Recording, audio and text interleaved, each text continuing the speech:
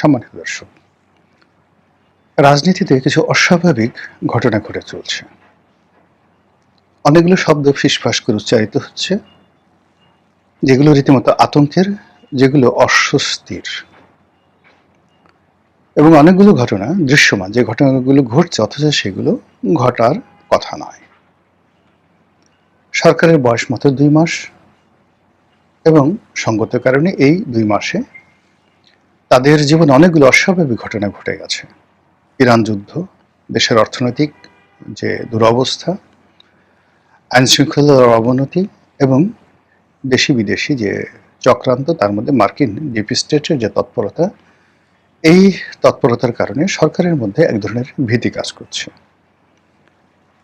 2 নম্বর হলো যে গত 18 মাসে পর্দার আড়ালে যে সকল ঘটনা ঘটেছে এবং বিএনপির সঙ্গে যে সকল কাণ্ড ঘটানো হয়েছে, বলতে গেলে বিএনপিকে নাকে দড়ি দিয়ে ইনুস জামানাতে 18টি মাস যেভাবে ঘোরানো হয়েছে, যেভাবে তাদেরকে অপমান এবং অপদস্থ করা হয়েছে, তার আগে শেখ হাসিনার জামানাতে 17টি বছর ধরে যে নির্মমতা এবং নৃশংসতা চালানো হয়েছে, ফলে তাদের যে আত্মবিশ্বাস, তাদের যে কাজ করার প্রেরণা, চিন্তা করার ক্ষমতা, এবং একটা রাষ্ট্রকে নেতৃত্ব দেওয়ার জন্য যে সাহস এবং শক্তি দরকার, সেটি যথেষ্ট ঘাটতি তাদের আছে। এবং এটা রিবিল্ড করা, নতুন করে এগুলো গড়ে তোলার জন্য যে অনুকূল পরিবেশ দরকার, সেই অনুকূল পরিবেশটি হঠাৎ করে প্রতিকূল হয়ে পড়েছে।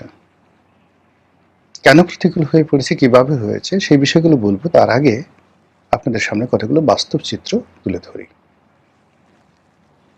যেমন ধরুন, অল অন এ সাডেন, কোনো কথা নাই বার্তা নেই, আমাদের পররাষ্ট্রমন্ত্রী ভারত গেলেন। কেন গেলেন, কি কারণে গেলেন, এটা কোনো সুনির্দিষ্ট এজেন্ডা না থাকলেও বাংলাদেশের কাছে ছিল একরাশ আশা এবং আকাঙ্ক্ষা। তো সেই আশাকাঙ্ক্ষার ফলশ্রুতিতে ভারতে ইতিবাচক কিছু একটা হয়েছে, এটা আমরা এখন পর্যন্ত টের পাইনি। নর্মালি পররাষ্ট্রমন্ত্রী গেছেন, তার সঙ্গে অজিত দোভালের বৈঠক হওয়ার কথা, তার সঙ্গে জয়শঙ্করের যে বৈঠক, সেই বৈঠকে কিছু অমীমাংসিত বিষয়ের ব্যাপারে মীমাংসা হওয়ার কথা। এমনকি যদি ভারত সরকারের উদারতা থাকতো, তাহলে সেক্ষেত্রে তিনি একটি সৌজন্য সাক্ষাৎ হলেও নরেন্দ্র মোদীর সঙ্গে দেখা করতে পারতেন, অমিত শাহের সঙ্গে দেখা হতো, তারপর এমনকি রাষ্ট্রপতির সঙ্গে তার দেখা হতে পারত। কিন্তু তার কোনো কিছুই হয়নি। তিনি এসেছেন এবং তিনি ভদ্রলোকের মতো চুপচাপ কিছু কথাবার্তা বলার চেষ্টা করছেন, কিন্তু সেটি আশাব্যঞ্জক নয়। তিনি এখন জাতিসংঘের সাধারণ পরিষদের সভাপতি হবেন, যেটি এরশাদ জামানাতে একসময় হুমায়ুন রশিদ চৌধুরী হয়েছিলেন। তো এটি আবার তিনি হবেন এবং আন্তর্জাতিক অঙ্গনে ব্যস্ত হয়ে পড়বেন। এই জন্যে দেশের কাজ বাদ দিয়ে এখন তিনি আন্তর্জাতিক ব্যক্তিত্ব হিসাবে ভোট পাওয়ার জন্য বিশ্বের বিভিন্ন দেশে ঘুরে বেড়াচ্ছেন। অথচ পররাষ্ট্র মন্ত্রণালয়ের মতো অত্যন্ত গুরুত্বপূর্ণ, খুবই গুরুত্বপূর্ণ একটি মন্ত্রণালয়ে যেভাবে দলীয় লোক থাকা দরকার, দলের এজেন্ডা বাস্তবায়ন দরকার, এবং যেভাবে প্রধানমন্ত্রীর যে অভীষ্ট লক্ষ্য, উদ্দেশ্য, কামনা বাসনা এই মন্ত্রণালয়ের মাধ্যমে আন্তর্জাতিক অঙ্গনে ছড়িয়ে দেওয়া দরকার, সেই কাজটি যিনি আছেন জনাব খলিলুর রহমান, তিনি করতে পারবেন না। তিনি বাইরের মানুষ, অন্য দলের মানুষ, অন্য গ্রুপের মানুষ, অন্য জমানার মানুষ, যার সঙ্গে বিএনপি কোনো যোগ নাই, অথচ তার উপর নির্ভর করা হয়েছে এবং তার সঙ্গে যাকে দেয়া হয়েছে উপদেষ্টা রূপে, তিনি জনাব খলিলুর রহমান সাহেবের সহযোগী রূপে বিভিন্ন জায়গাতে যান। তার আচার আচরণ, কথাবার্তা, চালচলন দেখে একটা শিশুও মনে করবে না যে তিনি জনাব খলিলের উপর প্রভাব বিস্তার করার ক্ষমতা রাখেন। আর পররাষ্ট্র বিষয়ে তার যে ধীশক্তি, এটি আছে বলে আমার কাছে ব্যক্তিগতভাবে মনে হচ্ছে না।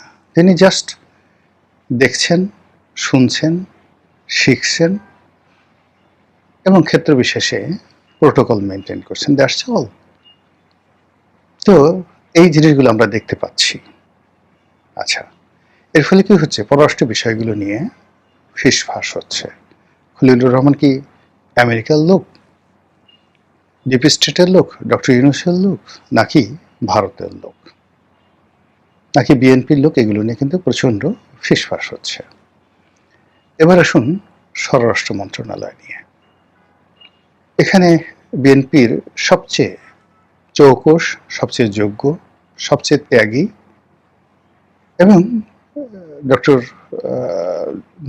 ডক্টর মোহাম্মদ ইউনূসের সাথে যিনি তারেক রহমান সাহেবের প্রতিবিম্ব হয়ে কাজ করেছেন, সেই জনাব সালাউদ্দিন, যাকে বলা হয় ডিফ্যাক্টো প্রধানমন্ত্রী, যাকে বলা হয় তারেক রহমান সাহেবের বিশ্বস্ত ভ্যানগার্ড, যাকে মনে করা হয় পরবর্তী দলের মহাসচিব, ইত্যাদি আরও অনেক কিছু, সেই সালাউদ্দিন আহমেদ।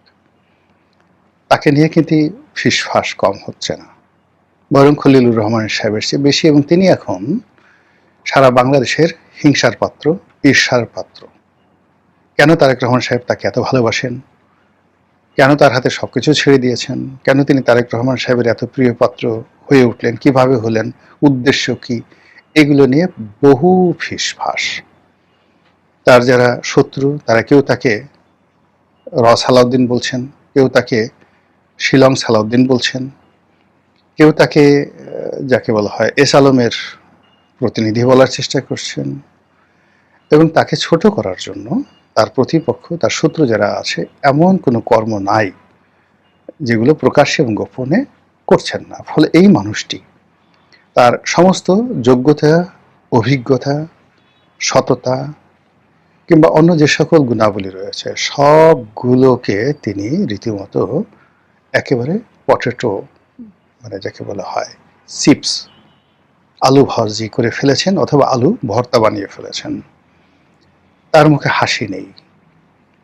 তার যে ইমেজ, এটিকে এনলাইটেন করার জন্য একটা ফেসবুক পেজে তাকে জাস্ট অভিনয় করানো হয়েছে। তিনি একবার পাঞ্জাবি পরেছেন, সমুদ্রের তীরে হাসছেন, তারপরে নেপথ্যে গান বাজছে, তিনি হাত নাড়ছেন, পিছন থেকে যে লাইট অ্যান্ড সাউন্ড আসছে, দেখে মনে হয় যে তিনি দেবদূত। কিন্তু প্রতিপক্ষ, বিশেষ করে জামাত শিবিরের যারা লোকজন আছে, তারা তাকে নিয়ে যে সকল কুৎসা রটনা করছে, সেটার পরিমাণটা বেশি হচ্ছে, ফুসফাস হচ্ছে, এবং যে সকল ফুসফাস হচ্ছে সেটা সরকারের জন্য, তার জন্য, তারেক রহমান সাহেবের জন্য ভালো কোনো খবর না। মানুষ প্রশ্ন করছে, ফিসফাস করছে যে সেনাবাহিনী কেন এখনো ব্যারাকে ফিরে এলো না, সেনাবাহিনী আর কতদিন থাকবে, এই সরকারের উপরে জেনারেল ওয়াকারের ক্ষমতা কতটুকু আছে, ক্যান্টনমেন্টের ক্ষমতা কতটুকু আছে। যেহেতু এগুলো স্পর্শকাতর বিষয়, এগুলো নিয়ে কিন্তু ফিসফাস হচ্ছে। আপনি সেই ফিসফাস বন্ধ করতে পারবেন না। ফিসফাস হচ্ছে জনাব তারেক রহমান সাহেবের কিচেন ক্যাবিনেটে কারা কারা আছেন, কারা তার সিদ্ধান্ত গ্রহণে সবচেয়ে গুরুত্বপূর্ণ ভূমিকা পালন করেন। তিনি কি সব সিদ্ধান্ত নিজে নেন, নাকি কেউ তাকে প্রভাবিত করে?